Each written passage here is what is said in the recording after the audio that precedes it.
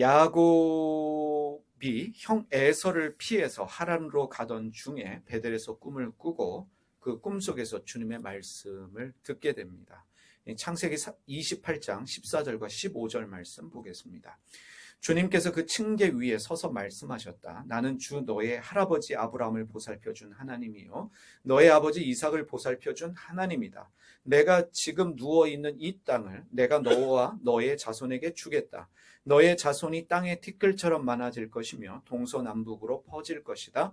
이 땅 위에 모든 백성이 너와 너의 자손 덕에 복을 받게 될 것이다. 내가 너와 함께 있어서 내가 어디로 가든지 너를 지켜주며 내가 너를 다시 이 땅으로 데려오겠다. 내가 너에게 약속한 것을 다 이루기까지 내가 너를 떠나지 않겠다. 꿈에서 하나님을 만났습니다. 그리고 하나님의 말씀도 들었습니다. 그런데 꿈을 꾼 이후의 야곱의 삶, 순탄하지 않았습니다. 하나님의 꿈을 꾸고 하나님의 말씀을 들었지만 라반의 집에서 20년 동안 종살이를 했고 어렵게 재산을 모아서 가나안 땅으로 돌아왔습니다. 그렇지만 형을 두려워하던 야곱은 야복 강가에서 주님과 씨름을 하게 되고 엉덩이 뼈를 다치게 됩니다.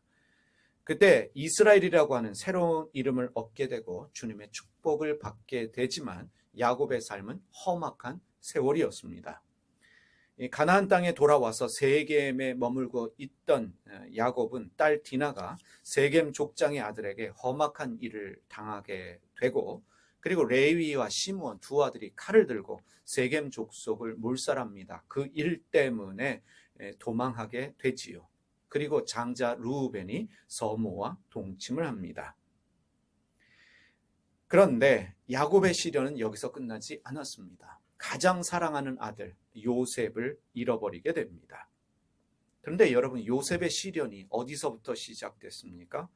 요셉이 꿈을 꾸고 난 후부터 요셉의 시련이 시작되었습니다. 요셉이 두 번이나 꿈을 꾸었습니다. 한 번은 형들의 단이 요셉의 단에게 절을 하는 꿈을 꾸었고 또 한 번은 해와 달과 별 11개가 요셉에게 절을 하는 꿈이었습니다. 요셉의 나이 17살이었습니다. 17살의 요셉은 형들에게 꿈을 자랑했고 형들은 요셉을 시기해서 질투해서 죽이려고 합니다. 동생을 사로잡아서 구덩이에 던졌죠. 처음에는 죽이려고 하다가 나중에 마음이 바뀌어서 노예로 팔아버립니다. 요셉은 꿈 때문에 노예로 팔렸습니다. 요셉은 꿈 때문에 감옥살이를 하게 됐습니다. 근데 여러분, 우리가 잘 알고 있지만 야곱의 꿈, 요셉의 꿈은 그들이 원해서 꾼 꿈이 아닙니다.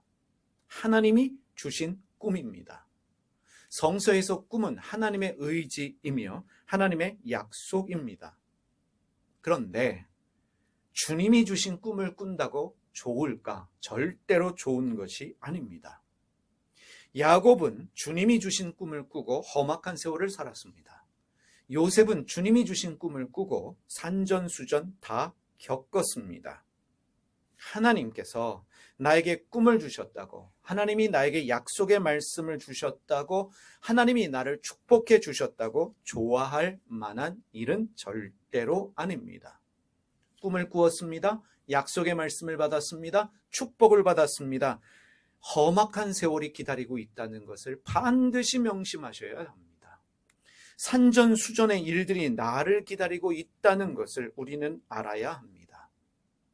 하나님께서 아브라함에게 가나안 땅을 주시겠다 약속하셨습니다. 그런데 즉시로 주셨습니까? 아니요. 쉽게 주셨습니까? 절대로 아닙니다. 창세기 15장 13절과 14절 말씀 보시겠습니다. 주님께서 아브라함에게 말씀하셨다. 너는 똑똑히 알고 있거라. 너의 자손이 다른 나라에서 나그네살이 하다가 마침내 종이 되어서 400년 동안 괴로움을 받을 것이다. 그러나 너희 자손을 종살이하게 한 나라를, 그 나라를 내가 반드시 벌할 것이며 그 다음에 너희 자손이 재물을 많이 가지고 나올 것이다. 하나님께서 아브라함을 만나 주시고 가나안 땅을 너에게 주겠다, 너희 자손들에게 주겠다 말씀하셨지만 우리가 기억해야 될 것이 있습니다. 나그네살이를 하다가 반드시 종이 되어서, 마침내 종이 되어서 400년 동안 괴로움을 받을 것이다. 여기서 끝나지 않습니다. 홍해를 건너야 합니다. 홍해 건너서 끝나는 것도 아닙니다. 광야에서 40년 동안 헤매야 합니다. 요단강을 건너야지요. 그리고 전쟁도 해야 합니다. 하나님의 택함을 받았습니다. 꿈을 꿉니다. 약속의 말씀을 받았습니다. 복을 받았습니다. 과정이 힘들다는 것을 아셔야 합니다. 나그네살이, 종살이, 괴로움을 당할 것이다. 험악한 세월, 산전수전을 다 겪어야 된다는 것을 우리가 반드시 알아야 합니다. 하나님이 꿈을 주십니다. 약속을 주십니다. 400년 동안의 종살이가 기다리고 있구나. 괴로움을 당할 수밖에 없구나. 내가 갇히는 구덩이가 앞으로 등장할 것이고 나의 삶의 노예로 팔리고 그리고 모함을 받아서 옥에 갇히는 일도 있겠구나라는 것을 반드시 명심해야 합니다.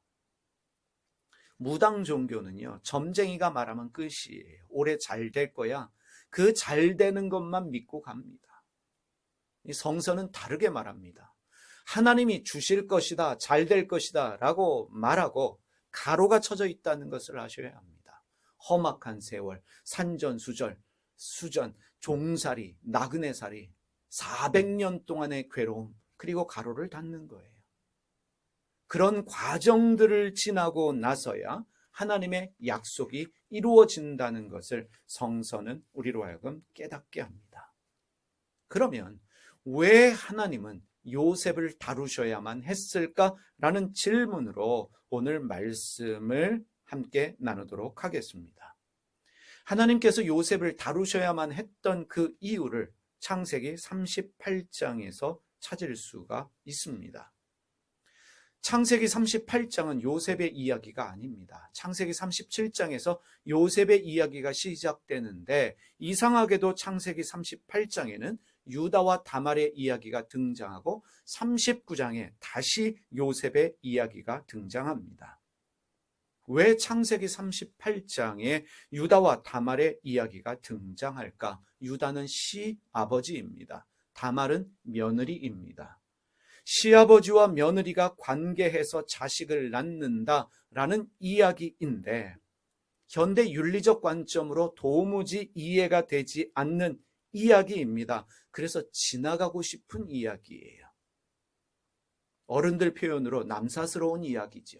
창피한 이야기죠. 며느리와 시아버지가 관계해서 자식을 낳았고 그래서 가문의 대가 이어졌다. 이러한 이야기를 요셉 이야기 중간에 끼워 넣는 이유가 무엇일까? 성서는 우리에게 무엇을 말하고 싶은 것일까? 질문할 수밖에 없습니다.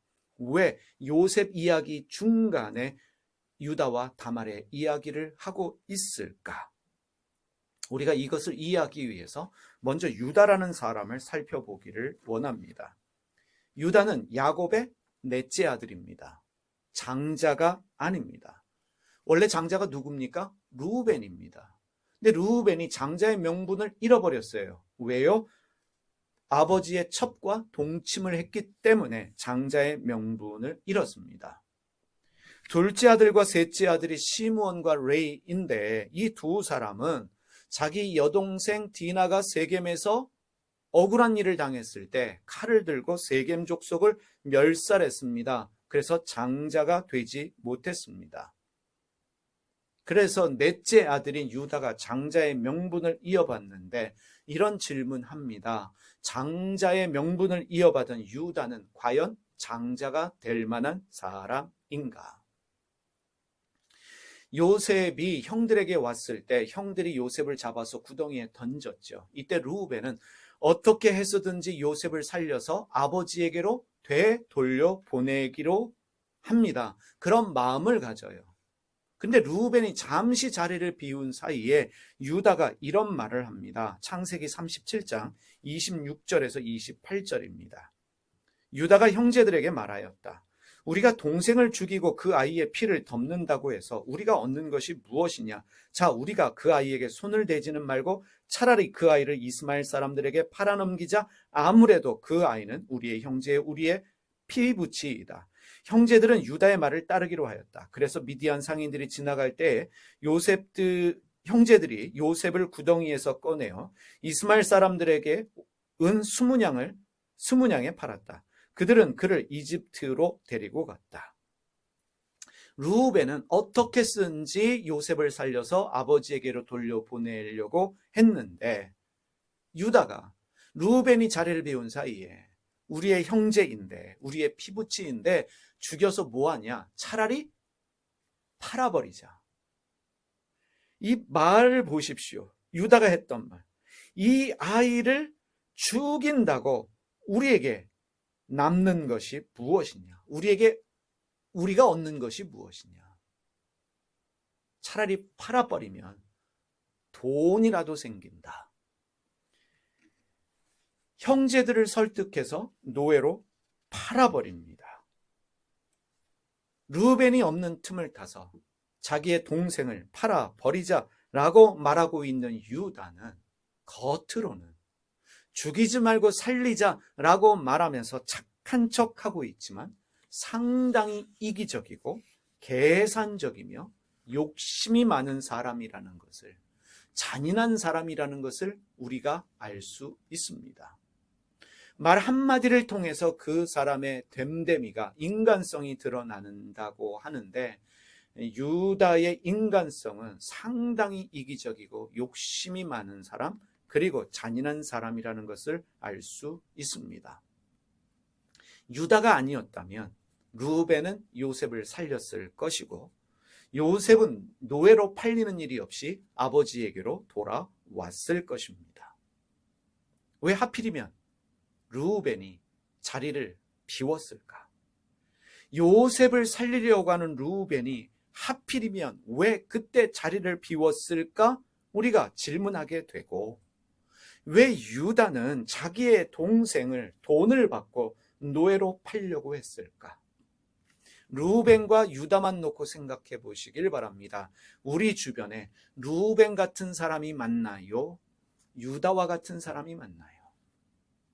르우벤 같은 사람보다는 유다 같은 사람이 많아요. 어떻게 쓰든지 나를 이용하려는 사람, 어떻게 쓰든지 나에게서 뜯어가려는 사람, 나 못 죽여서 안달인 사람들이 의외로 많습니다. 나를 살리려는 르우벤과 같은 사람보다는 나를 죽이려는 이기적이고 계산적이고 욕심 많은 유다 같은 사람들이 많은 것이 우리의 인생인데 왜 하나님은 내 주변에 유다 같은 사람들을 두실까? 유다 같은 사람이 하나님이 주신 꿈을 이루는 통로가 되기 때문입니다. 하나님이 주신 약속이 이루어지려면, 하나님이 주신 꿈이 이루어지려면, 하나님이 말씀하신 그 축복이 현실이 되려면 나를 살리려는 르우벤과 같은 사람보다는 나를 노예로 팔아버리려고 하는 유다 같은 사람들이 내 주변에 있어야 된다는 것입니다. 참 신비롭지 않습니까? 유다와 같은 사람을 통해서 하나님의 약속이 이루어지게 하시니 이 또한 이해할 수 없는 하나님의 신비입니다. 그래서 내 주변에 이기적이고 계산적이고 욕심 많은 유다가 있다. 하나님께서 이 사람을 통해서 나에게 주신 꿈을 이루시는구나. 약속의 말씀을 이루시는구나 라는 인식의 전환이 우리에게 필요합니다. 그러면 이제 38장 말씀으로 넘어가 보겠습니다. 창세기 38장 1절과 2절 말씀.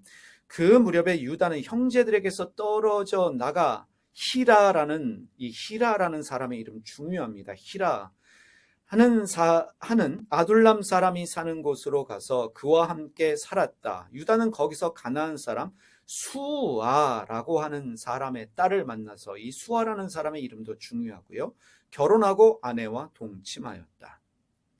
유다가 형제들로부터 떨어져 나갔지요. 집에서 떠났습니다.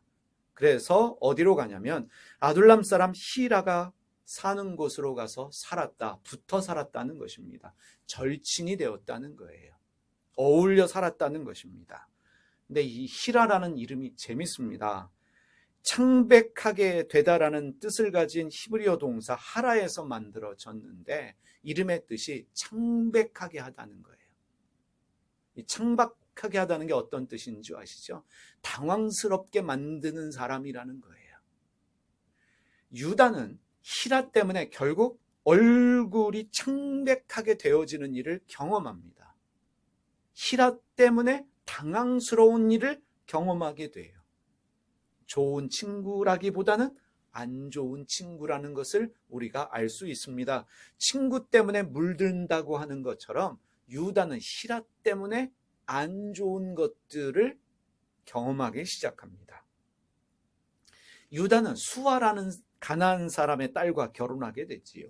이 수아라는 이름의 뜻은 구해주다, 도움을 주다라는 뜻을 가진 히브리어 동사 야사에서 만들어진 단어인데 이 수아와의 만남이 유다의 삶의 전환점이 되었다, 시작이 되었다라는 의미입니다. 수아라는 사람이 유다 인생에 도움이 되는, 구원이 되는 시작이 됐다라는 거예요. 지금 유다의 삶 가운데 등장하는 한 사람 히라, 얼굴을 창백하게 만드는, 나를 당황스럽게 만드는 사람이고, 가나안 사람 수아는 내 인생의 전환점이 될 만한 만남, 내 인생을 구해주는, 나에게 도움이 되는 만남이었다는 것입니다. 우리가 성서를 읽을 때, 특별히 이 구약 성서를 읽을 때 인물들의 이름이 중요한 것은 이 이름이라고 하는 것은 이 사람이 어떤 삶을 살았는지 그리고 주변 사람들에게 어떤 영향을 미쳤는지를 말해주기 때문에 그 이름의 뜻을 아는 것은 참으로 중요합니다. 히브리어로 이름이 쉔이라고 그랬지요. 이 쉔은 이름이라는 뜻도 가지고 있지만 그 사람이 삶을 살아가는 가치관, 방향성을 말하고 있습니다. 재밌는 것은 장인어른의 이름은 나와요. 장인어른의 이름은 수아. 그런데 유다 아내의 이름이 무엇인지는 기록이 없어요. 기록이 없습니다. 별 영향이 없었다는 거지요. 의미가 없었다는 것입니다. 가나안 사람의 딸과 결혼을 하고 아들을 3명을 낳습니다. 아들을 3명 낳아요. 자, 이 3명의 이름도 살펴보겠습니다. 첫 번째 아들의 이름이 에르라고 지금 새 번역은 말하고 있고 개역 개정은 엘이라고 번역을 하고 있습니다. 에르. 이 말의 뜻은 자기 스스로를 깨우다라는 뜻입니다.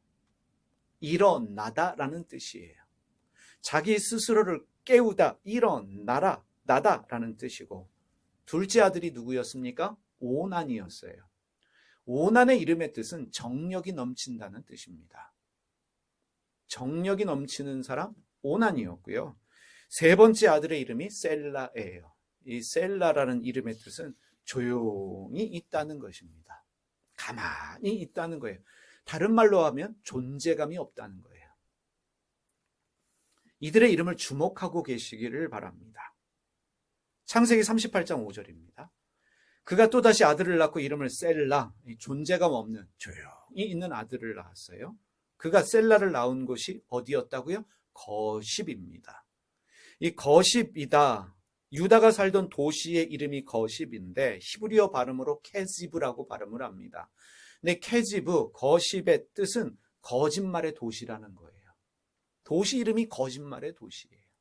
그 도시의 정체성이 속고 속이는 사람들이 많이 있는, 사기꾼들이 많이 사는 도시였던 것 같습니다. 그곳에 살았어요.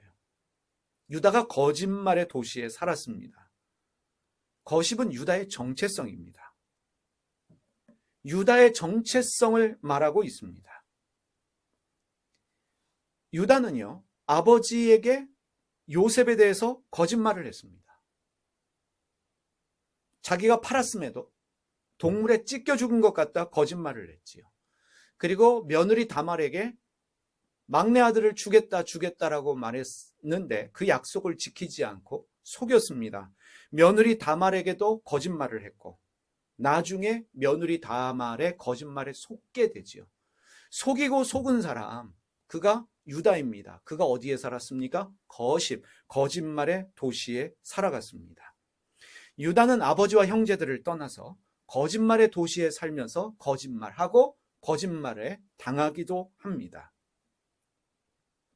큰아들 에르를 위해서 아내를 데리고 오는데 그 여자의 이름이 다말입니다. 다말. 다말은 야자수 나무라는 뜻입니다. 이 다말이라는 이름은 아름다움과 더불어 풍성한 열매를 상징합니다. 일반적으로 아름다운 여자에게 붙이는 이름이 다말이에요. 이쁜 여자들, 아름다운 여자들에게 붙이는 이름이 다말입니다. 그런데 에르가 하나님 보시기에 악하여 죽임을 당했습니다. 하나님 보시기에 악했기 때문에 죽임을 당했는데 성경에서요, 하나님이 직접 죽이신 첫 번째 사람이 바로 에르입니다. 하나님이 직접적으로 심판하셔서 죽임을 당한 사람이 에르예요. 악이란 무엇입니까? 악은 라라고 이야기를 하지요. 라, 이게 악입니다. 선이 토부이고 악은 라입니다. 라의 뜻은 나쁜 향기가 난다는 거예요. 악취가 난다는 뜻입니다. 몸에서 좋은 냄새가 나지를 않는다. 이게 악이에요. 그러니까 구약성서가 말하는 악은요, 그 사람에게서 좋은 게 나오질 않는다는 거예요. 말에서 악한 냄새, 악취가 나고 삶에서 악취가 나는 것을 악으로 말합니다. 에르가 악했다라고 하는 것은 그의 행실이 바르지 못했다는 것이죠. 그의 삶에서 좋은 게 나오질 않았다는 거예요. 에르의 이름의 뜻이 뭐라고 그랬습니까? 스스로 깨우치다는 거예요. 스스로 일어난다는 것입니다. 에르가 왜 죽임을 당했습니까? 자기를 깨우치지 못했어요. 깨달음을 얻지 못했습니다. 그래서 하나님의 심판을 받았어요. 악을 행했는데 자기의 악이 무엇인지 깨닫지 못했기 때문에 죽임을 당했습니다. 그래서 에르예요. 다말이 졸지에 과부가 되었습니다. 근데 당시에 근동지방의 법에 따르면 형이 죽으면 동생은 형수를 아내로 맞이해서 결혼하게 되고 형의 자식을 낳아주어야 합니다. 내 자식이 되는 것이 아니라 형의 자식이 되는 것입니다. 이것을 형사 취수원 제도라고 합니다. 이러한 제도는 주로 유목민들에게서 많이 있었던 제도인데 우리 고대의 그 부여라든지 그 고구려에도 이런 제도가 있었다라고 합니다. 그래서 둘째 아들인 오난이 형수와 잠자리를 하게 됩니다. 그런데 형수가 임신 못하도록 소위 말하는 지루의 사정을 합니다. 이 정액을 밖에다 사정을 해요. 이 일이 하나님 보시기에 악했기 때문에 하나님이 죽이셨습니다. 오난에게서도 좋은 향이 나지를 않는 거예요. 하는 행위마다 나쁩니다. 여러분 오늘 성서를 읽다 보면 관계를 할 때마다 라고 하고 있습니다. 다시 말하면 즐길 건 다 즐기고 자기의 정욕을 채우면서 형의 이름으로 자식 낳는 것은 거부했습니다. 이기적인 것이지요. 오난의 이름의 뜻이 뭐라고요? 정욕이 왕성하다라는 뜻입니다. 자기 정욕을 위해서 자기의 성적인 욕구를 위해서 형수를 이용했고 동생으로서 마땅히 해야 될 의무는 하지 않았습니다. 자기의 성적 욕구를 채우다 죽임을 당한 사람, 그가 오난입니다. 성경을 문자적으로 해석해서 지뢰 사정을 금하는 교단도 있습니다. 카톨릭이 그래요. 피임은 비성경적이다라고 해서 성관계 시 콘돔 사용하는 것이나 피임약 먹는 것도 금합니다. 바로 여기에 근거를 두는 거예요. 피임하면 심판받는다. 성서를 문자적으로 해석하기 때문에 그러한 교리들을 만들어서 사람을 괴롭게 합니다. 지금 성서가 말하는 것은 무엇입니까? 오난이 피임을 했기 때문에 죽임을 당한 것이 아니라 그의 욕심 때문에 죽임을 당한 것입니다. 자기의 성적 욕구를 채우면서 자기가 마땅히 해야 될 의무를 하지 않았습니다.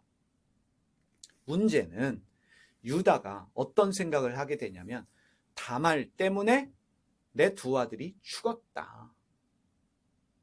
예전에 그 조선의 시어머니들이 며느리에게 했던 말이 있지요. 남편 잡아먹었다 라고 이야기하는 것처럼 이 구약성서의 못된 시아버지 중에 하나가 유다예요. 내 두 아들 잡아먹은 년이다.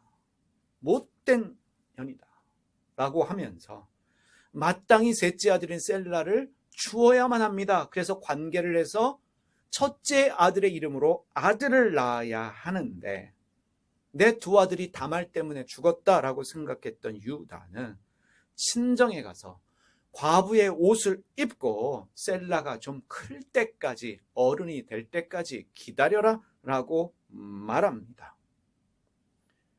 11절 말씀 볼까요? 38장 11절. 유다는 자기의 며느리 다말에게 말하였다. 나의 아들 셀라가 다 클 때까지 너는 내 친정 아버지의 집으로 돌아가서 과부로 살고 있거라. 유다는 셀라를 다말에게 주었다가는 셀라도 제 형들처럼 죽을지 모른다고 생각하였다. 거짓말의 도시에서 거짓말을 하고 있지요. 셋째 아들 셀라예요. 주어야 해요. 안 줘요. 그래서 셀라의 이름이 존재감 없다는 거예요. 조용히 있는 거예요. 자, 12절에서 14절 말씀으로 넘어갑니다. 창세기 38장 12절 14절. 그 뒤에 오랜 세월이 지났습니다. 얼마가 지났는지 모르지만 오랜 시간이 지났지요. 수아의 딸 유다의 아내가 죽었다. 수아. 야곱 인생의 전환점을 만들어준 고마운 사람이라고 말할 수 있지요. 그 딸 이름은 무엇인지 끝내 말하지 않습니다. 죽었습니다. 고글하는 기간이 끝났을 때 유다는 친구 아둘람 사람 누구와? 히라. 얼굴을 창백하게 하는 사람, 만드는 사람, 나를 창피하게 만드는 사람 히라와 함께 자기 양들의 털을 깎으러 딥나로 올라갔다. 자기 양들을 깎으러라는 것은 축제예요. 일하러 가는 게 아니라 양 털 깎는 축제를 하러 갔는데 그 동네 이름이 뭐예요? 딥나입니다. 이 딥나가 어떤 뜻인지는 좀 이따 설명드릴게요. 다말은 너희 시아버지가 양털을 깎으러 딥나로 올라간다라는 말을 전해 듣고서 과부의 옷을 벗고 너울을 써서 얼굴을 가리고 딥나로 가는 길에 에나임, 이것도 중요한 단어입니다. 어귀에 앉았다. 그것은 막내 아들 셀라가 이미 다 컸는데도 유다가 자기와 셀라를 짝지어 주지 않았기 때문이다. 이름을 알 수 없는 유다의 아내가 죽었죠. 곡을 하는 기간이 끝나고 유다는 자기의 얼굴을 창백하게 만들 히라와 함께 양들의 털을 깎으러 축제하러 놀고 먹고 마시며 즐기러 딥나로 갔습니다. 이런 시기예요. 이제 부인도 죽었으니 너 적적하잖아, 외롭잖아. 가서 한번 친하게 취해보자, 한번 즐겨보자 하고는 딥나로 데려갔어요. 누가? 히라가요. 좋은 친구가 아니에요. 자, 그러면 딥나는 어떤 이름을 가진 도시일까? 딥나의 어원이 히브리어 동사 만나인데 계산하다는 뜻이에요. 너무 재밌지 않습니까? 지금 유다는 계산할 게 있어요. 누구랑요?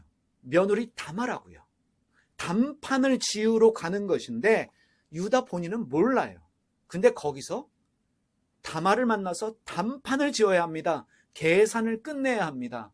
성서는 말하는 거예요. 지금 유다는 놀고 먹고 마시러 가고 있지만, 즐기러 가고 있지만 실제로는 반드시 처리해야 될 문제를 해결하기 위해서 빚을 갚으러 계산하기 위해서 가고 있다는 것을 그 도시 이름을 통해서 알게 합니다. 다말이 시아버지에게 속은 걸 알게 되지요. 그래서 시아버지가 딥나로 오고 있다는 이야기를 듣고 과부의 옷을 벗어버리고 베일로 얼굴을 가리고 딥나로 가는 길목에 에나임에 앉아 있었습니다. 에나임 어귀에 앉아 있는데 이 에나임이라는 뜻은요, 두 눈, 이다라는 뜻이에요. 무슨 뜻이냐면 눈이 열린다는 뜻이에요. 에나임의 뜻은 눈이 열린다는 거예요. 감겼던 눈이 열린다. 거기에서 몸을 파는 여자처럼 앉아 있었습니다. 그러면 다말이 지금 몸 파는 여자로 등장을 해서 시아버지 유다를 유혹하기 위해서 기다리고 있는데 다말이 이렇게까지 하는 이유가 어디에 있는가? 당시의 문화를 이해하셔야 합니다. 지금 남자와 관계를 못해서 안달이 난 여자가 아니라 당시에는요, 내가 결혼을 하면 그 결혼한 집안의 자식을 낳아서 대를 잇는 것이 결혼한 여자의 당연한 권리였고 중요한 일이었어요. 그래서 형이 죽으면 동생이 형수를 취해서 형의 이름으로 자식을 낳도록 하는 것이 법이었습니다. 내가 결혼을 했으면 나의 당연한 권리와 의무는 무엇이냐면 반드시 이 집안에서 자식을 낳아야 합니다. 이 가나안 지역에서 일부 부족에서는 시아버지와 동침해서 대를 잇는 것도 허용되는 관습이었습니다. 지금으로서는 도무지 이해할 수 없는 관습이지만 당시에는 허용되는 일이었습니다. 어떻게 해서라도 이 집안의 대를 이어야 합니다. 다말은 결국 자신의 시동생인 셀라가 아니라 시아버지 유다를 통해서 죽은 남편의 아들을 가지려고 창녀로 변장을 했고 그래서 시아버지를 속입니다. 근데 유다를 보세요.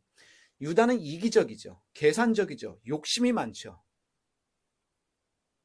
자기 이득을 위해서라면 거짓말도 불사하는 사람입니다. 부인이 죽은 지 얼마 되지 않았어요. 그런데 몸 파는 여자라고 여겨서 어떻게 합니까? 관계를 가집니다. 돈을 주고 여자를 사서 관계를 해요. 근데 문제는 자기 며느리인 줄 알아보질 못해요. 왜? 눈이 감겨 있기 때문에. 눈이 감겨 있는 유다는 자기의 며느리를 알지 못합니다. 이 다말이 화대를 요구해요. 그래서 염소 새끼 한 마리를 주겠다. 그런데 내가 지금 염소 새끼 한 마리가 없는데 반드시 주겠다. 담보물로 무엇을 주냐면 자기의 명예의 상징인 인장과 다산과 풍년을 기원하는 팔찌, 그리고 자기의 권위의 상징인 지팡이를 담보물로 맡겨요. 지금으로 얘기하면 자기의 명예의 상징인 인장, 인감도장이고요. 다산과 풍년을 기원하는 상징인 팔찌는 신용카드라고 얘기할 수 있어요. 신용카드를 맡기고 자기의 권위의 상징인 지팡이, 차열쇠를 맡기든지, 반지를 빼든지 중요한 걸 다 맡겨버린 거예요. 인감도장도 주고, 주민등록증, 운전면허증도 주고, 신용카드까지 맡기면서 내가 다음에 와서 화대를 줄 테니 관계하자. 이런 남자가 유다입니다. 그리고 이제 떠나죠. 이제 3개월 정도 지난 후에 다말이 알아요. 내가 임신을 했구나. 유다는 그 사이에 자기의 담보물을 찾기 위해서 화대를 주어야 하니까 누구를 보내요? 자기의 친구 히라를 보냅니다. 그러니까 가서 여자랑 잠자리 하자 꼬셨던 사람이, 꼬드겼던 사람이 히라예요. 유유상종이라고 하죠. 사람은 끼리끼리 모이게 돼 있습니다. 그래서 유다가 자기가 가지를 못하고 히라를 보냅니다. 가서 내가 잠자리한 창녀가 있으니까, 몸 파는 여자가 있으니까 그 여자를 찾아서 내가 맡겼던 담보물을 찾아오고 염소 새끼 한 마리를 줘라. 그런데 깜짝 놀랄 만한 사실을 알게 됩니다. 그곳에는 몸 파는 여자가 없다는 거예요. 그 도시에는 아예 몸 파는 여자가 없다라는 사실을 알게 되는데 유다는 그 정도면 됐다. 더 찾다가는 내가 망신당할 일이 뻔하니까 찾지 마라. 내가 찾으려고 노력했으니 됐다. 그래서 뭘 포기해요? 자기가 맡겼던 인감도장 포기하고, 자기가 맡겼던 팔찌를 포기하고, 자기가 맡겼던 지팡이를 포기합니다. 근데 소문이 들려요. 며느리 다말이 임신을 했다. 의도적으로 다말이 소문을 냈습니다. 그 소문이 유다의 귀까지 들어갔지요. 그 소식을 듣자마자 유다는 어떻게 합니까? 당장 끌어내서 어떻게 하라고요? 화형에 처하래요. 잔인하지요. 여기서 유다의 이기적이고 계산적이고 욕심 많은 잔인한 인간성이 그대로 다 드러납니다. 며느리가 임신했다라는 이야기를 듣자마자 끌어내서 화형에 처하라. 얼마나 이기적입니까? 계산적이고 욕심 많고 잔인한 유다의 인간성을 볼 수 있는데, 첫 번째로 나는 몸 파는 여자와 관계한 거 괜찮아요. 너는 안 돼요. 나는 되는데 너는 안 된다. 그러면서도 자기의 치부를 감추려고 하지요. 내가 하면 로맨스고, 남이 하면 불륜이고 스캔들이고, 나에 대해서는 관대하고 남에 대해서는 엄격한 사람들이 많아요. 교회 안에도 많습니다. 우리 크리스찬들이 회개 기도를 열심히 해서 그런지 자기에게는 관대하고 남에 대해서는 엄격한 사람들이 있어요. 유다가 그런 사람이에요. 부인 죽은 지 얼마 되지도 않은데 나는 몸 파는 여자하고 관계한 거 괜찮고, 며느리가 임신한 사실에 대해서는 전후사정 헤아려 보지 않고 화형에 처하라 라고 이야기하죠. 두 번째로, 유다는 부인 죽은 지 얼마 되지도 않은데 자기의 성적 욕구를 채우려고 몸 파는 여자와 관계를 했어요. 근데 지금 며느리에게는 몇 년째 수저를 요구하고 있다는 거예요. 과부로 증인해라 라고 이야기하면서 성서는 오랜 시간이 지났다라고 말하는데, 내 욕구는 중요하고 다른 사람의 욕구는 이해 못하는 거예요. 내 욕구는 채우면서 다른 사람의 욕구에 대해서는 전혀 인정하지 않는, 자기의 막내 아들인 셀라를 주어야 됨에도 불구하고, 합법적으로 주어서 임신을 해야 됨에도 불구하고 셀라를 며느리 다말에게 주지 않았습니다. 과부로 지내도록 했습니다. 아마 과부로 지내다가 그렇게 죽기를 바랬던 것 같아요. 과부로 지내다가 죽어라, 이런 마음이었던 것 같습니다. 그리고 세 번째로, 자기 아들들의 죽음의 원인을 다말에게 돌리며 다말을 택했지요. 그러면서도 정해진 법을 따르지 않았습니다.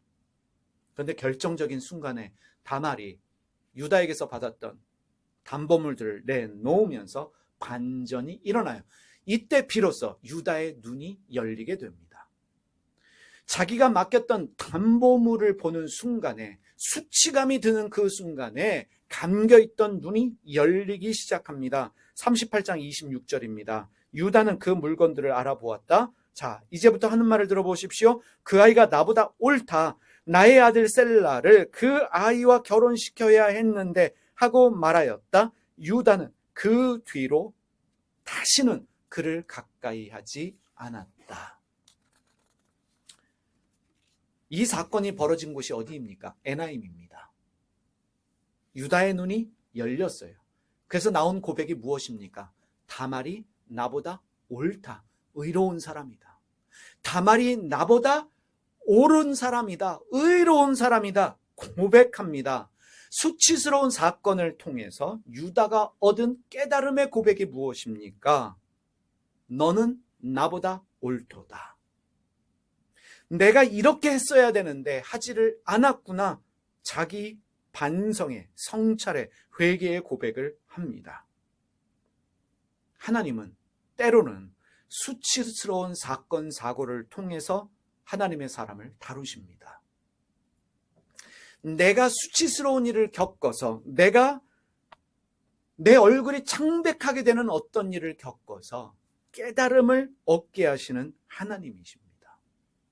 하나님이 야곱에게 꿈을 주셨어요. 요셉에게 꿈을 주셨습니다. 그리고 다루셨지요. 근데 유다는 꿈이 없어요. 그럼에도 불구하고 다루신 이유는 그가 장자로 택함을 받았기 때문입니다. 하나님의 택함을 받은 사람들은 하나님이 다루실 때 험악한 세월을 허락하십니다. 산전수전 허락하십니다. 그러한 것뿐만 아니라 수치스러운 사건, 사고도 허락하셔서 다루신다는 것입니다. 그래서 뭘 하셔요? 우리의 눈이 열리게 하십니다. 깨달음의 눈이 열리게 하십니다. 영적인 눈이 열리게 하십니다. 비로소 나 자신이 누구인지를 알게 하시는 거예요. 저 아이가 나보다 옳도다. 다시 말하면 내가 악한 사람이었구나. 내가 못된 사람이었구나. 내가 욕심 많은 사람이었구나. 자식들이 죽은 것은 나 때문이었구나. 거기서 끝날까요? 요셉을 팔았던 그 시간으로 돌아가서 내가 그때 그 아이를 파는 게 아니었는데, 형제들을 충동질하지 말았어야 되는데 루벤이 원했던 것처럼 이 아이를 아버지에게 돌려보냈어야 했는데 그 회개까지도 했겠지요. 이 수치스러운 사건을 통해서 유다는 자기의 모든 악함을 알게 됩니다. 그리고 그는 변화가 되었습니다. 어디에서요? 에나임에서요. 수치스러운 그 사건을 통해서 눈이 열림을 통해서 나의 문제와 나의 죄들, 나의 연약함을 보게 되었습니다. 그리고 변화되었어요. 유다는 아버지 야곱이 있는 곳으로 돌아갔고, 나중에 이집트에 내려갔을 때 한 명이 남아라 했을 때 자원했던 사람이 누굽니까? 유다입니다. 이기적이고 계산적이고 욕심 많은, 남을 잔인하게 팔 수도 있는, 이용할 줄 알던 유다가 자기 스스로를 희생하려고 합니다. 내가 남아 있겠다라고 말하면서 더 이상 이기적이지도 않고 계산적이지도 않으면서 오히려 자기를 희생하려는 유다로 변화된 것을 이후에서 발견할 수 있습니다. 우리는 창세기 38장을 통해서 왜 하나님이 요셉에게 수치스러운 사건, 사고를 허락하셨는지를 깨닫게 됩니다. 창세기 37장의 요셉은요, 아버지가 해준 좋은 옷, 채색 옷을 입으면서 꿈자랑하면서 형들을 무시했습니다. 여러분, 요셉을 좋게만 보지 마시기 바랍니다. 좋은 옷 입고 꿈 꿨다고 꿈자랑하고 형들이 잘못하면 어떻게 했어요? 가서 일러 바치는 요셉이었어요.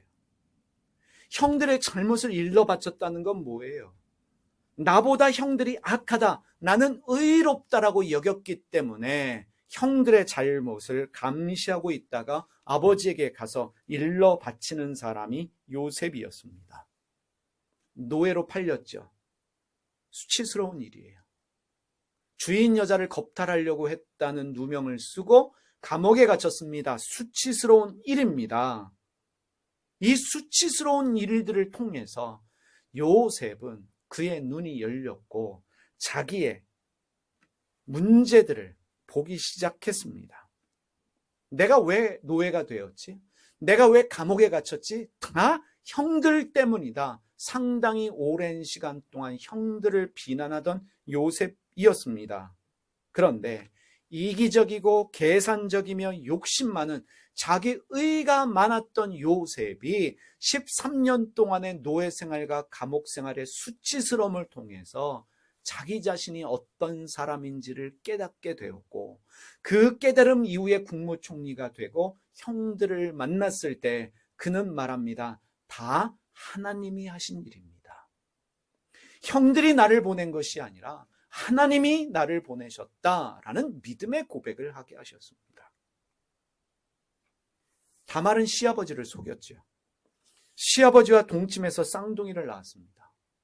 그런데 성서 어디에도 다말에 대한 비난이 없습니다. 여러분, 말씀드렸지만 다말이라는 이름은 아름다운 여자에게 붙이는 이름이에요. 성서를 보면 다말은 존경받는 이름이 되었다는 것을 알 수 있습니다. 이스라엘 사람들이 존경하던, 애착을 가진 이름이 다말이에요. 다윗의 아름다운 딸의 이름이 뭐예요? 다말이지요. 압살롬의 딸도 아름다웠다고 합니다. 이름이 뭐예요? 다말이에요. 룻기 4장 12절에 보면 보아스가 룻하고 결혼하죠. 동네 어른들이 이런 축복을 해줍니다. 주님께서 그 젊은 부인을 통하여 그대에게 자손을 주셔서 그대의 집안이 다말과 유다 사이에서 태어난 아들 베레스의 집안처럼 되게 하시기를 빕니다. 한 가정을 축복하면서 예로 든 이름이 다말이에요. 다말과 유다를 이야기하면서 누구 이름을 먼저 이야기해요? 다말의 이름을 이야기해요. 다말은 존중받는 이름이고 아름다운 이름이고 딸이 이쁘면 붙이고 싶은 이름이 다말입니다. 그러면 다말의 이름이 예수님의 족보에도 기록되어 있다는 거 여러분 아시지요? 예수님 족보에 마태복음 1장에 예수님 족보에 몇 명의 여자들이 기록되어져 있는데 5명이 기록되어 있거든요. 그 중에 한 명이에요. 1장 3절에 보면 유다는 다말에게서 베레스와 세라를 낳고 베레스는 헤스론을 낳고 헤스론은 람을 낳고 이렇게 다말이 존경받는 이유가 무엇인가?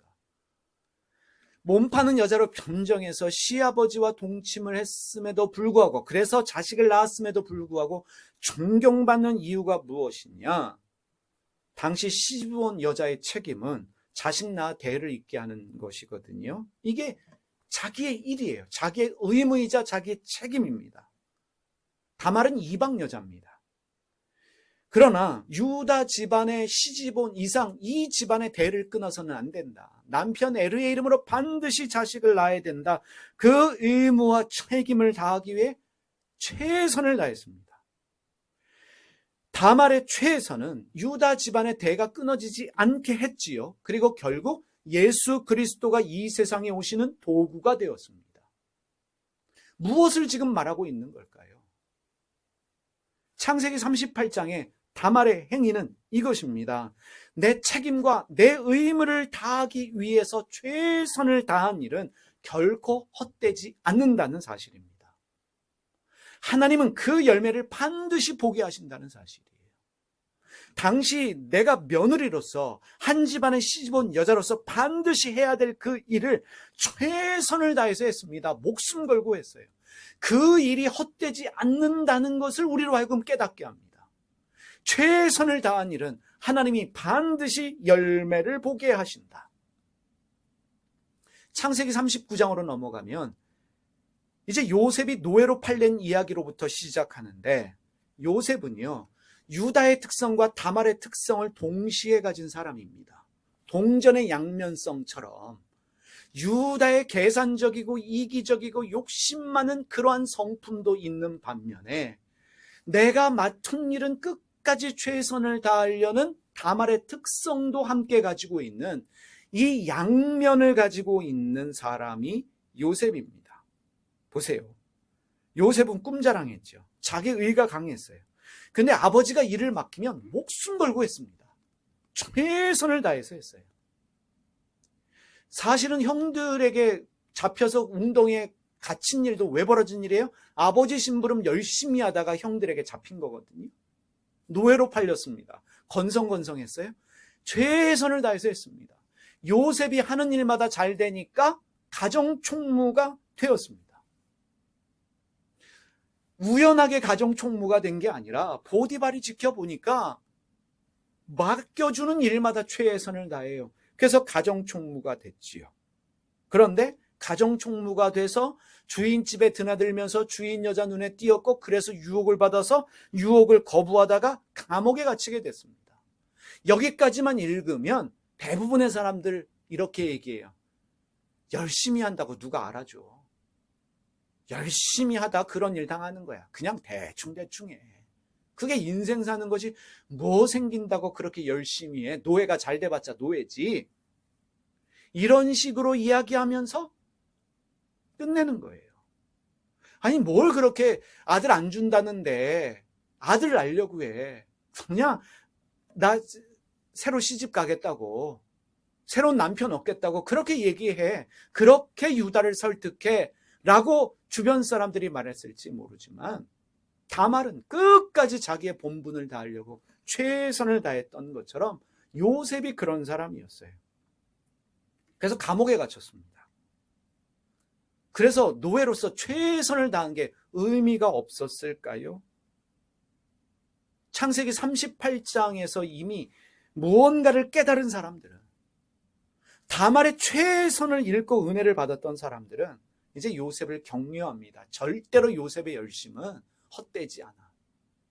노예로서 최선을 다했던 일은 분명 열매를 맺게 될 거야.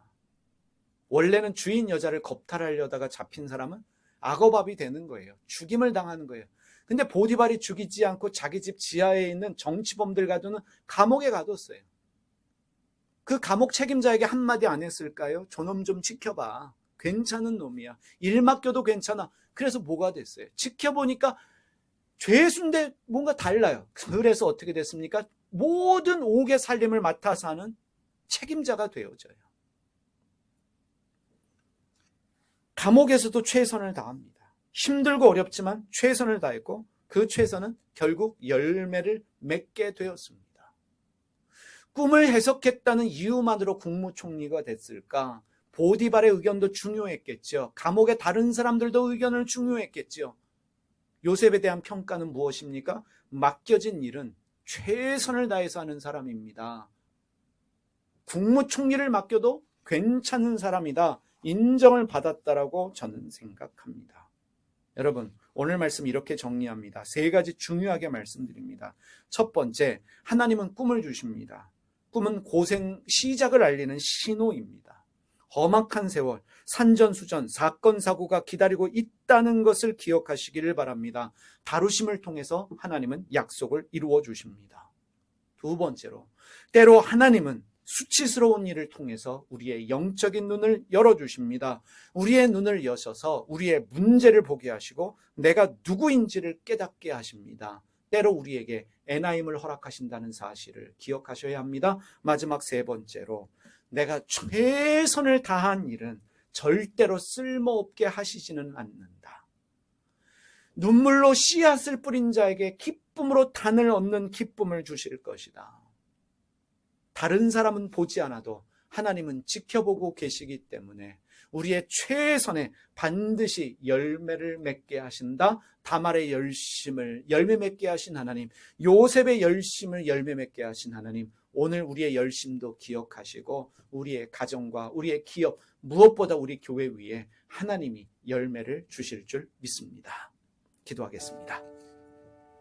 하나님 아버지, 우리가 유다와 다말을 보면서 우리의 삶을 봅니다. 유다가 살았던 이 도시들, 또 유다가 만났던 사람들 보면서 우리의 인생을 돌아봅니다. 하나님, 간절히 기도하오니 우리도 눈이 열리게 하여 주셔서 내가 어떤 사람인지를 알게 하여 주시옵소서. 오난처럼 아니면 유다처럼 이기적으로 살지 않게 하여 주시고, 하나님께서 저희에게 은혜를 주셔서 우리의 이기심을 깨닫고 내가 누구인지를 알 뿐만 아니라 정말로 변화된 삶을 살게 하여 주시옵소서.